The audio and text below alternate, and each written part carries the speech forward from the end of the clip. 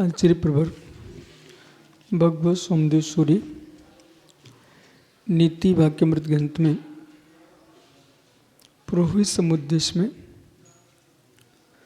यहाँ पर पूर्व सूत्र में कहा, जो हे उपाधि को नहीं जानता ऐसे व्यक्ति को समीचीन बात बताना वो अंधे पुरुष के सामने नृत्य करने के तुल्य है। अंधे पुरुष को नृत्य दिखाने से क्या लाभ? ऐसे अज्ञ प्राणियों को जिनकी बुद्धि काम नहीं कर रही है उनकी योग्यता के अनुसार उपदेश देना चाहिए, अन्यथा तुम्हारा उपदेश व्यर्थ चला जाएगा।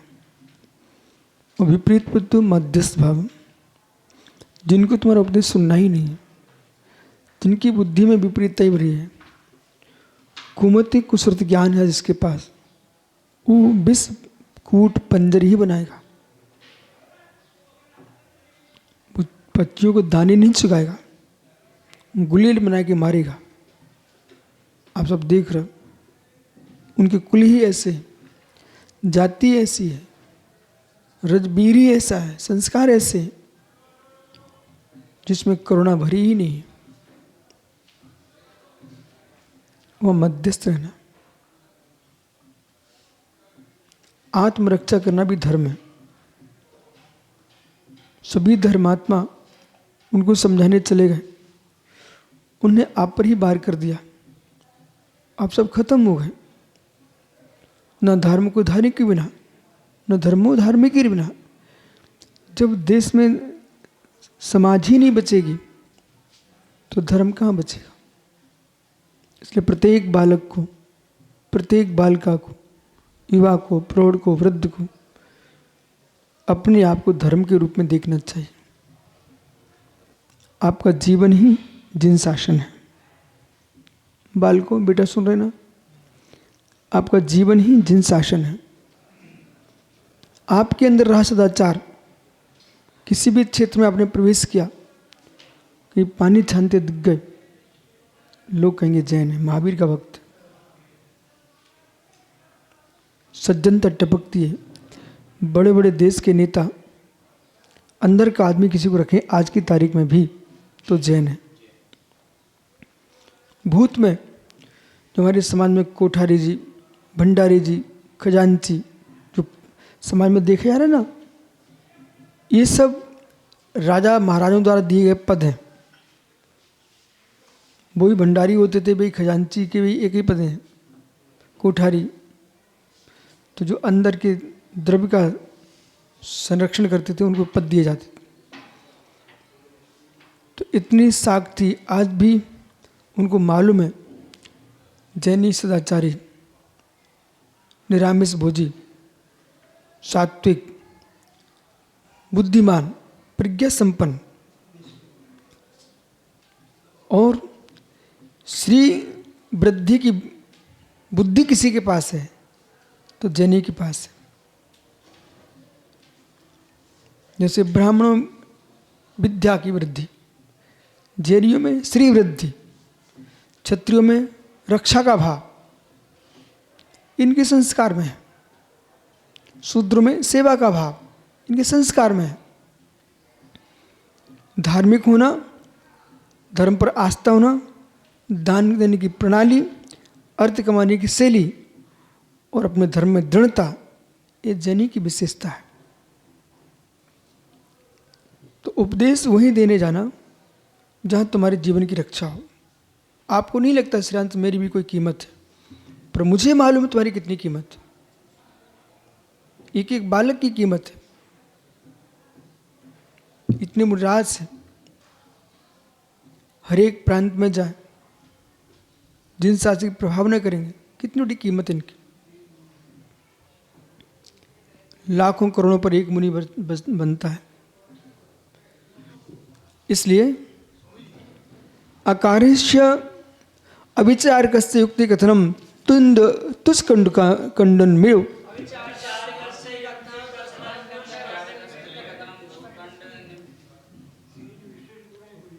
अविचारकम, जिसके पास विचारशीलता का अभाव है, विचार की उत्कृष्टता ही जीवन की उत्कृष्टता है।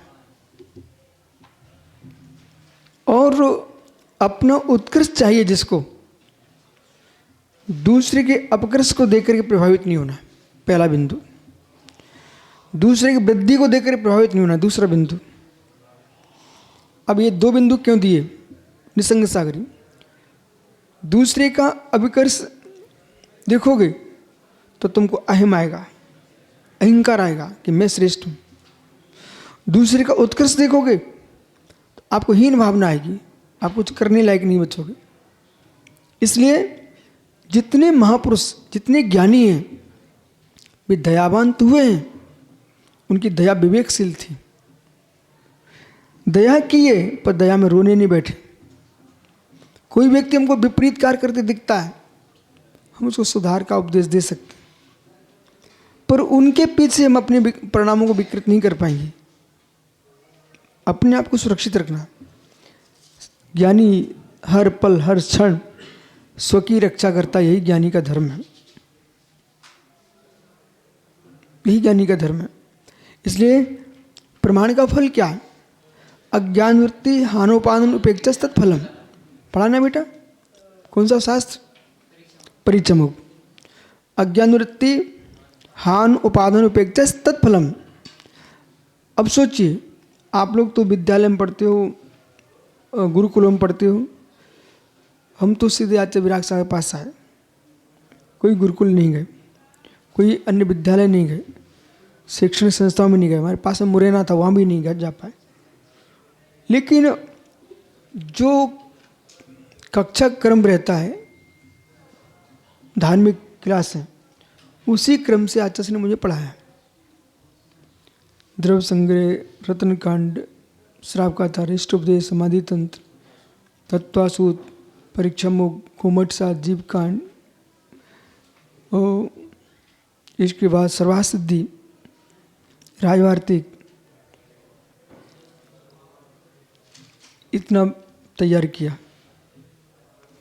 फिर धवला जी वाचना 4 साल में, ठीक है। कातंत्र व्याकरण, कातंत्र रूपमाला, कुछ पढ़ाते थे, कुछ पढ़ने के लिए दे देते थे। छत्र चूड़ामणि मेरे जीवन का, नीति का गुरु है। समाधि तंत्र अध्यात्म गुरु। फिर हमको साहेगढ़ में नीति वाक्य अमृत मिल गया। ओह, ये तो अमृत मिल गया। इस चंपू काव्य पढ़ा हमने साहेगढ़ में। जिससे अभी आप लोग फुर्सत हो ना, कितना अच्छे हो, बैठे बैठे पढ़ते रहो। फिर गुरुजी ने हमको, जब मैं थुल लगता तब एक काम दे दिया था, न्यायदीप का पढ़ाई।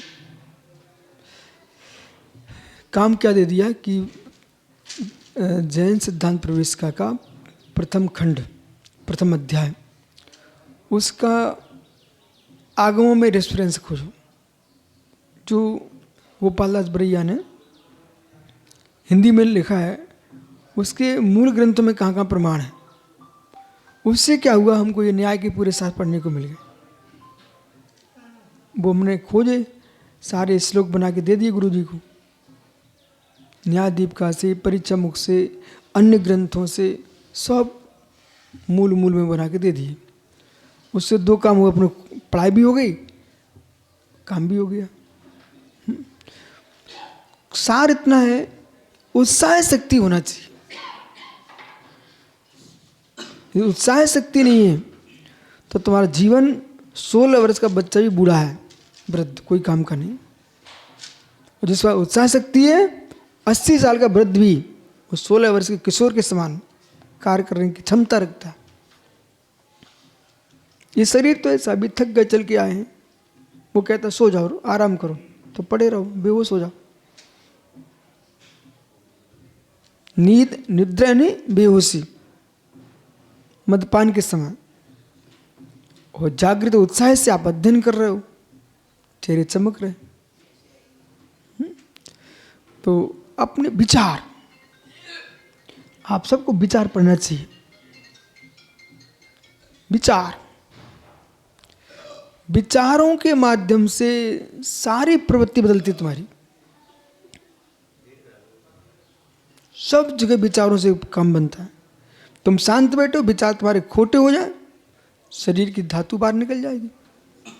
विचार तुम्हारे शांत हो जाए तो आपको भगवान के दर्शन प्रारंभ हो जाएंगे, और विचार शांत हो जाएंगे, स्वयं के भगवान के दर्शन हो जाएंगे। विचार शांत कीजिए। जो आत्मा को देखने का विचार चल रहा ना श्रेयांश का, वो उनको परेशान किए।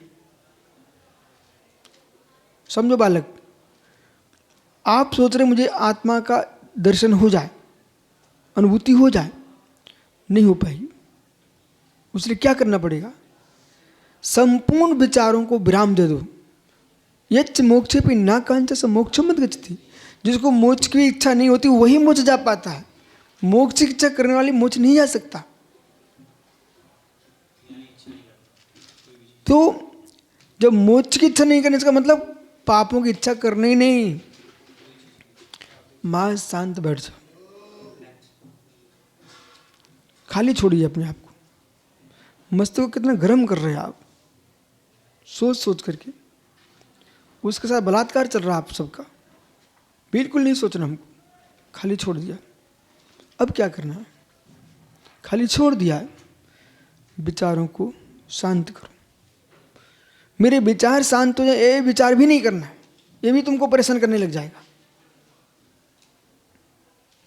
बहुत सारा ज्ञान गुरु के बिना मिल नहीं सकता। ग्रंथों में लिखा रहता है, लेकिन उसकी विधि मालूम नहीं है। मैं निर्विचार हो जाऊं, ये भी तो विचार ही है। बुद्ध का सिद्धांत निर्विचार करो। जैन दर्शन कह रहा प्रेक्षा, अनुप्रेक्षा, वहां चिंतन करो आप। जो विषय के साथ बुद्धि जा रही थी, 12 भावनाओं में ले जाओ, बदल दीजिए, और धीरे धीरे शांत हो जाओ। थोड़ा विश्राम दो। उस समय हमारे ज्ञान में न देव, न शास्त्र, न गुरु, न परमेष्टि, न पाप, न पुण्य, कुछ नहीं। मैं शांत हूं। थक के मन संकल्प पे, मन के संकल्प थक जाने से ही, जैसे पानी के थकने से स्थिर भूए सल्ले, पानी के स्थिर होने पर पानी के अंदर का सिक्का दिखने लगता है, ऐसे मन सलिल के स्थिर होने पर चेतन पिंड रत्न दिखने लगता है। शांत होना सीखो। आप चारपाई पर भी अपने आप को थका रहे हो, सोच सोच करके। शरीर शांत हो रहा है, चित्त शांत है, तुम शरीर को विश्राम ही नहीं दे रहे हो। जब जब दिमाग में कोई विषय ठन के उसको हटा देना चाहिए। गाड़ियाँ नहीं देखती आप, बारिश के समय वो वाइपर चलता रहता है, एक भी बूंद कांच पर टिके ना। ऐसे मस्तिष्क में वाइपर लगाइए आप, सबको हटाओ, सोच नहीं मुझे। मूल बिंदु और चलिए। सुखी होना चाहते हो?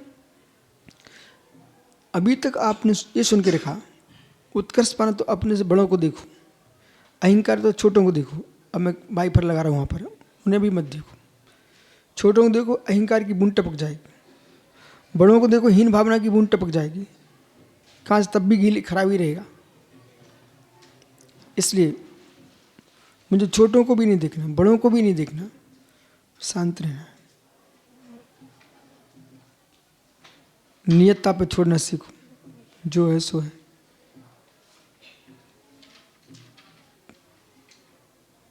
आचार्य कुंद कुंज स्वामी इतना बड़ा समस्या लिख दिया, पर ये गाथा ही क्यों महत्वपूर्ण? जो सोदू सोचिए, जो है सो है। इसलिए जो है सो है पर जीने वाले लोग मिल जाएं तो उनके पास बैठ जाना, और जो है सो है से आपको दूर करें। हाय हाय, ये करना, ये करना, ये करना, वे साधु भाव की हत्या करने वाले हत्यारे लोग हैं। कर्ता बुद्धि साधु स्वभाव की हत्या। कर्ता बुद्धि हत्या। इसमें परेशान हो सकता है और कुछ नहीं है तुम्हारे पास। तो अविचार से युक्ति कथनम, जो विचारशील नहीं है, तो जिस प्रकार भूसे को कूटना, तो सैन्य भूसा, भूसों को कूटना क्या निकलने वाला, कौन सा धान निकलेगा? तो भूसों को कूटने से कुछ भी मिलने वाला निरर्थक है, व्यर्थ है।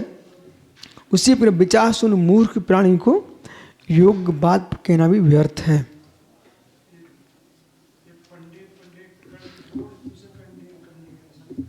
इसलिए सूर्य सागर जी,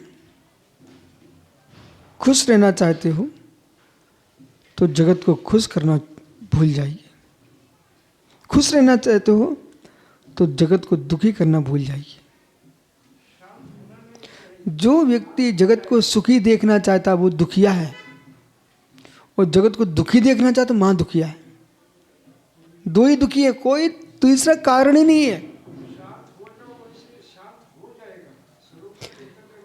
उपदेश में कहा जाएगा शांत हो जाइए, लेकिन अनुभूति में आएगा शांत हो जाएगा।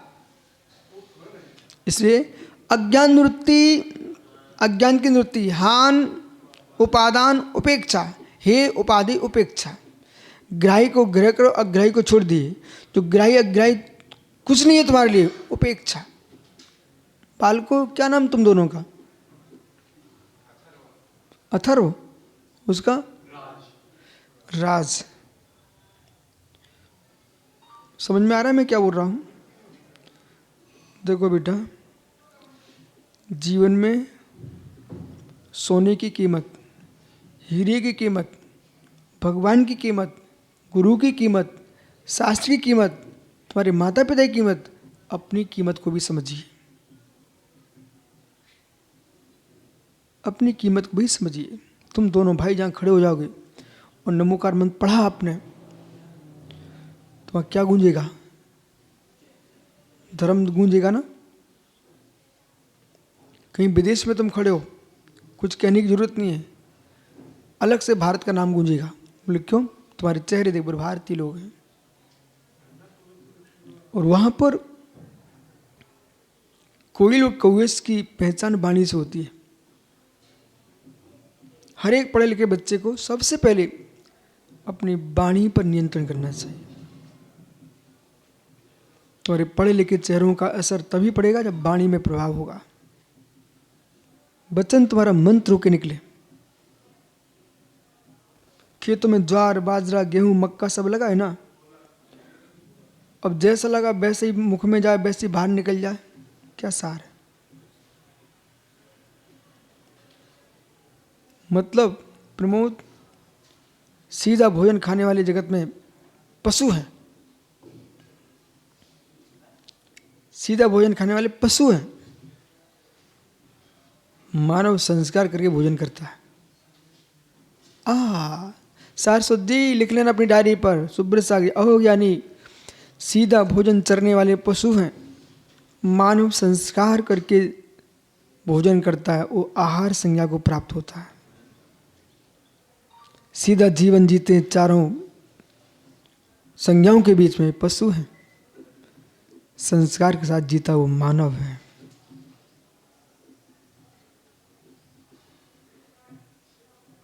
वासनाओं के संस्कार के साथ जीता वो ग्रस्त रागी है।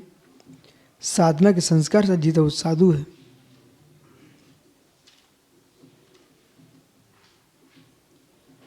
संस्कार, वाणी पर संस्कार तो समति बन जाती है, गहरा संस्कार तो गुप्ती बन जाती है। परस्पर में सम्यक संस्कार सत्य धर्म आ जाता है। समझिए आप लोग, आपकी पद्धति की महिमा है। भोजन सब पकाते हैं। कुछ लोग दिखने का सुंदर दिखता है पर उनके स्वाद नहीं होता। कुछ लोगों के भोजन में स्वाद सुंदरता नहीं होती लेकिन स्वाद बहुत होता है। वे बिरले लोग होते हैं जिनका सुंदर भी होता है स्वाद भी होता है। तो ऐसा जीवन जियो, हम सुंदर भी हों और स्वादिष्ट भी हो, खिंचाव नहीं। सामान्य जीव हैं जिनकी योग्य तुम्हारी ऐसी क्षमता नहीं है, उनके साथ भी तुमको सदव्यवहार करना पड़ेगा। तुम्हारी कीमत तो वही बढ़ाते हैं व्यवहार से, निश्चय से स्वयं की कीमत स्वयं में है बराबर। इसलिए हर एक व्यक्ति को तुम करणानुयोग जानते हो, तुम चरणानुयोग जानते हो, द्रव्यानुयोग जानते हो, प्रथमानुयोग जानते हो, पर नीति नहीं जानते तो तुम कुछ भी नहीं जानते हो। चारों नियोग ज्ञाता होने पर भी नीति ज्ञान शून्य में फैल है, अनुत्तीर्ण है। आप बन जाओ कितने बड़े डॉक्टर बन जाओ, लेकिन नीति नहीं जानते तो डॉक्टर तुम्हारी फैल है। मरीज जैसे ही आया, अरे तू आ गया तू मर जाएगा भाई, ये डॉक्टर की भाषा ही नहीं है, वैद्य की भाषा है। ओ आप ठीक समय पे आ गए, अभी ठीक होते आप। मुस्कुरा के गुरु को, राजा को, वैद्य को मुस्कुरा के बात करना चाहिए, न कि चेहरा बनाना चाहिए। इसलिए पर मरीज ढीला पीला है, अपत्य खा रहा है तो उसको डांटना भी पड़ता है। इसलिए सिद्ध सागर चाहे कि हमको 24 घंटे मुस्कुराए, अपत्य से बनकर तो डांट भी खाओगे डॉक्टर की। ठीक है, तो अयोग्य आदमी को योग्य उपदेश भी सम्यक नहीं है। योग्य आदमी को योग्य समय पे उपदेश देना चाहिए। योग्य आदमी को योग्य उपदेश भी अयोग्य समय में दोगे तो भी अयोग्य है। से सांगे विचार करें। भगवद सोमदेव सूरी की नीति के साथ आचार्य अमृत स्वामी यहाँ बहुत सुंदर बात कह रहे हैं।